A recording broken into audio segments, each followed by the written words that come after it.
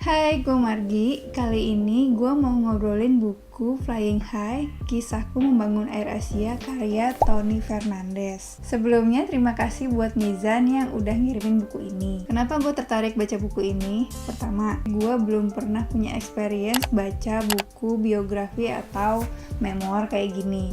Jadi ini pengalaman pertama gue. Alasan kedua, my husband is airline enthusiast. TV show favoritnya Air Crash Investigation. Dan dia punya akun Instagram yang isinya gak ada foto mukanya dia atau foto muka gue, adanya foto-foto pesawat. Dia tipe orang yang gak terlalu suka baca buku sih, tapi begitu gue tunjukin buku ini, segala business decision yang diceritain di Tony, dia itu udah tahu semua.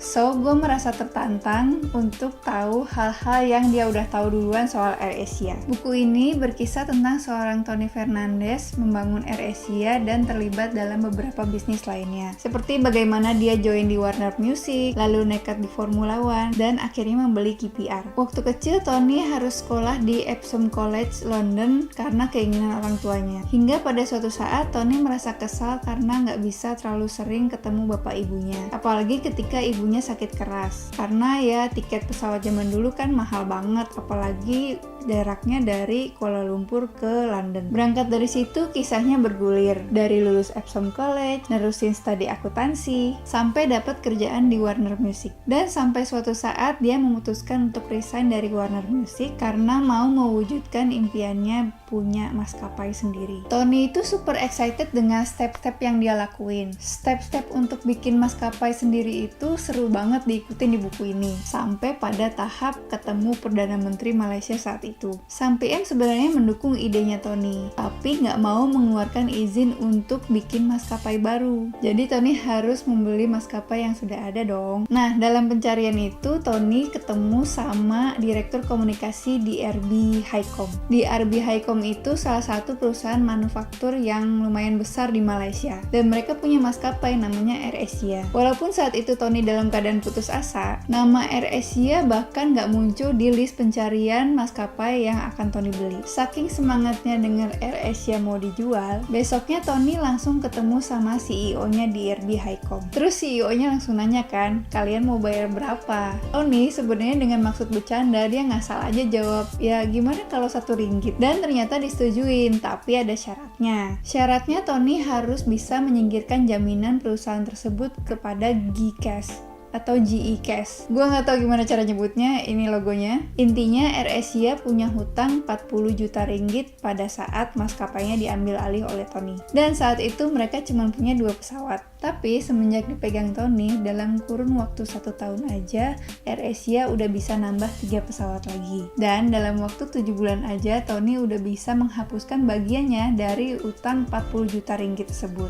Nah, setelah baca buku ini, ada 4 pelajaran penting yang bisa gue dapet dari buku ini. 1. Ambil pekerjaan apapun untuk jadi pekerjaan pertama kalian setelah lulus kuliah misalnya. Walaupun kerjaannya tuh nggak enak, sucks, nyebelin, kalau itu memang sesuai bidang yang lo mau dan kebetulan dapet, mendingan ambil aja. Ambil pekerjaan apapun di pekerjaan pertama. Setelah masuk ke pekerjaan pertama, kalian tuh sambil riset perusahaan apa yang jadi perusahaan impian kalian untuk kerja. Sambil cari tahu skill apa yang bisa kalian asah, lalu kalian bisa berguna buat perusahaan tersebut. Kedua, cari tahu CEO atau beberapa pimpinan yang memimpin perusahaan idaman kalian itu. Coba lihat mereka sebagai role model kalian dan risetlah sedikit-sedikit soal mereka. Dan yang paling penting, kalau suatu saat entah kapan kalian ketemu, jangan takut untuk say hi. Misalnya kalian datang ke acara mereka, sharing session, pokoknya ketemu entah di mana, jangan takut untuk say hi, kenalin diri, karena kalian nggak akan tahu apa yang akan terjadi setelah kalian beraniin diri untuk mengenalkan diri. Karena itu yang terjadi sama Tony di Warner Music. Just simple hi and introduce yourself. Yang ketiga, Tony adalah orang yang meyakini bahwa kau harus memperoleh gaji dan layak menerima gaji itu setiap harinya. Kalau kata bos gue dulu sih, always give extra miles. Jadi kehidupan karir lo tuh nggak kayak robot, datang ke kantor, kerja, terima gaji, terus pulang. Begitu aja terus hidupnya. Lo harus punya inisiatif sendiri, ataupun inovasi yang bikin hasil kerja lo lebih bagus, atau juga lebih efisien mungkin. Nah, ngomong-ngomong soal inovasi, nyambung ke nomor 4. Inovasi itu nggak harus diciptakan di lingkungan kerja kreatif kayak advertising atau marketing, nggak harus kayak gitu. Tony bisa jadi tiba-tiba kreatif waktu dia bikin laporan saat dia jadi akuntan loh, yang bentuk laporannya kayaknya turun-temurun bakal gitu-gitu aja nggak sih? Tapi Tony bisa kreatif di hal itu. Jadi apapun kerjaannya pasti bisa ciptain inovasi baru. Selain 4 pelajaran penting tadi, ada part yang berkesan banget di buku ini, yaitu ketika pada 28 Desember 2014 Tony mendapat kabar kalau pesawat AirAsia QZ8501 yang membawa penumpang dari Surabaya menuju Singapura jatuh di perairan Selat Karimata. Di situ gue ngerasa lemes, ikutan panik, deg-degan juga, dan haru juga ketika Tony nyampein di buku ini kalau dia nggak bisa balikin keadaan, nggak bisa muter waktu. Yang bisa dia lakukan hanyalah be there for the family. Tony meyakinkan kalau dia akan selalu ada untuk keluarga korban. Kalau mereka butuh apa-apa atau mereka butuh bicara, Tony siap ngelakuin itu. Jadi setelah kejadian itu, Tony terus kontak-kontakan sama beberapa keluarga korban.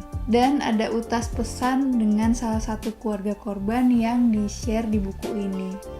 Terus gue nangis bacanya. Kalian harus baca sih, nggak tahu kenapa gue jarang banget nangis ya baca buku.